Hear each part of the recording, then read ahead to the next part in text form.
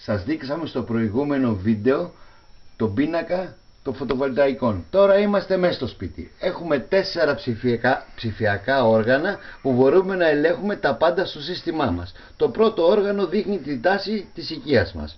Το δεύτερο όργανο την τάση των μπαταριών μας. Εδώ είναι η φόρτωση, δυστυχώς έχουμε πολύ συννεφιά, και εδώ η κατανάλωσή μας. Δίπλα είναι όλα ψηφιακά με ακρίβεια περίπου 1%.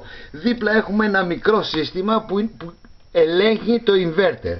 Εδώ δείχνει πόση ενέργεια έχουν οι μπαταρίες. Εδώ το σύστημα λέει ότι δουλεύει και έχει και ένα κεντρικό διακόπτη που κλείνουν τα πάντα. Κλείσανε, και αν μπορούμε να το ελέγχουμε. Όταν το ανάβουμε, ανάβουν όλα τα υπόλοιπα.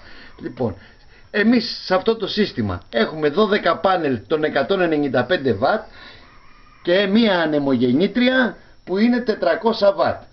Στο επόμενο βίντεο θα σας δείξουμε και την τράπεζα των μπαταριών μας. Ευχαριστώ πολύ.